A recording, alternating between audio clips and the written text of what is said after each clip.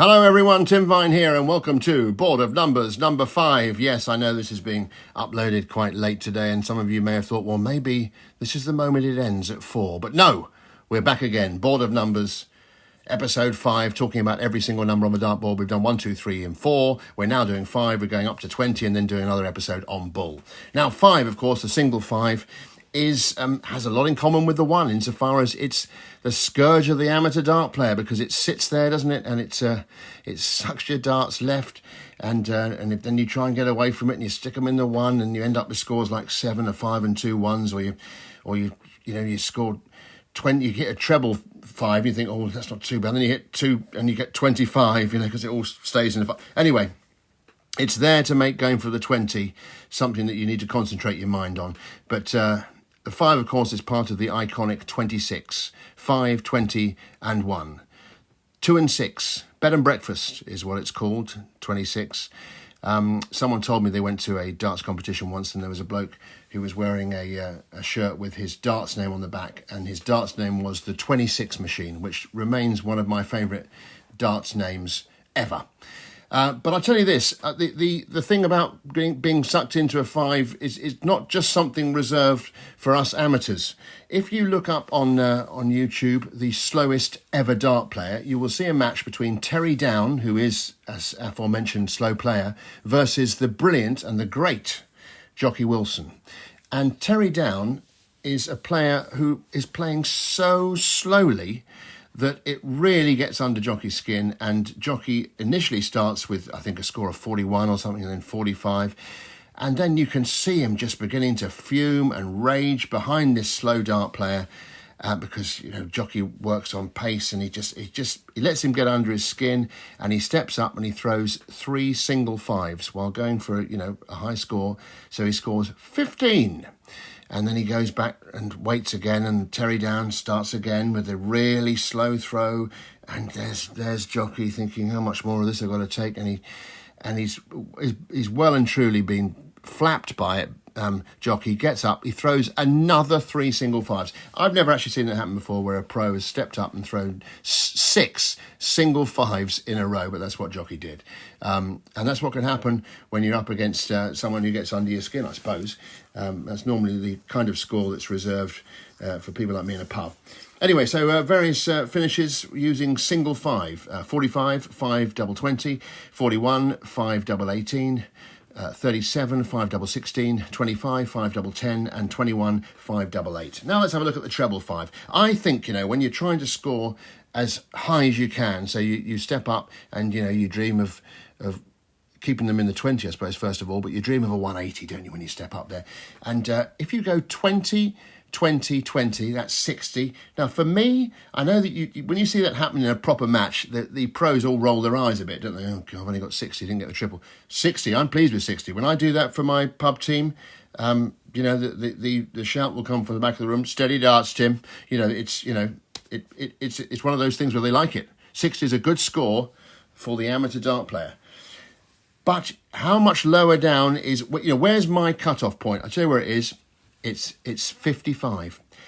2 single 20s and a treble 5, 55. That's the bar as far as I'm concerned. If I look at that, 55, I say to myself, that's an acceptable score. I don't walk away from the board feeling like I've let everyone down. 55 is all right. 54, I don't know how you'd get 54. You'd have to drift one all the way to the single 14, I suppose. But 54, not so much. But 55, yes. I'm happy with 55.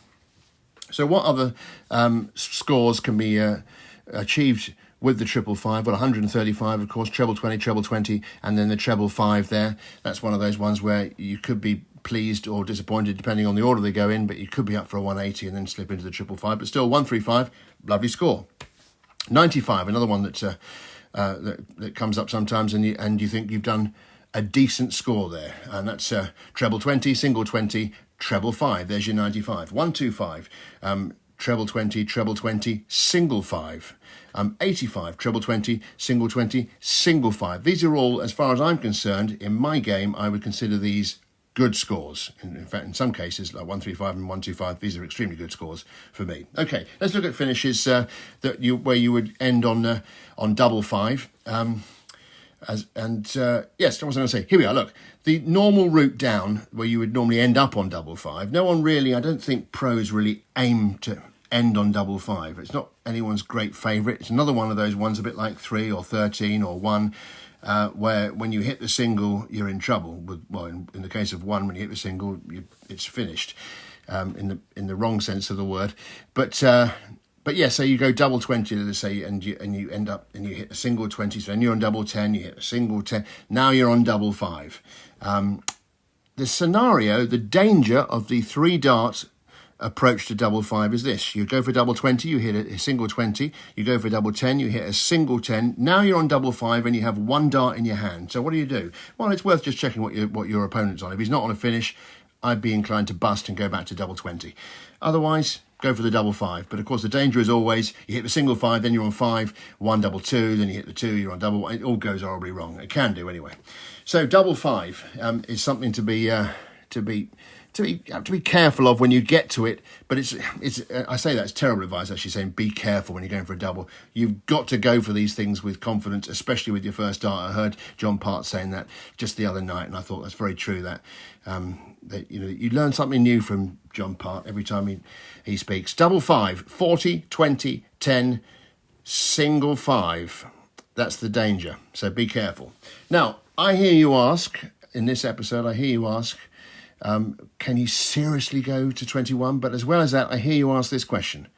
Is there ever a shot the pro does where he deliberately ends on double 5?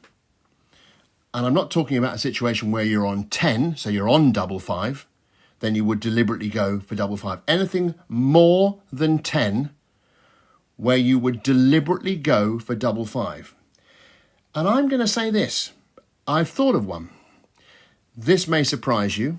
It's a high finish. And the finish is 130. Because the professional will go treble 20. Now you can go the 130 finish, treble 20, single 20, bull. But the pro will go treble 20, and with that second dart, he will try going for another treble 20 to leave him on double 5. Treble 20, treble 20, double 5. There's your 130 finish. That is the only situation I can think of where a number higher than 10 results in a pro deliberately going for a double 5. Unless obviously something goes wrong and you just end up there. So there we are. That's double 5.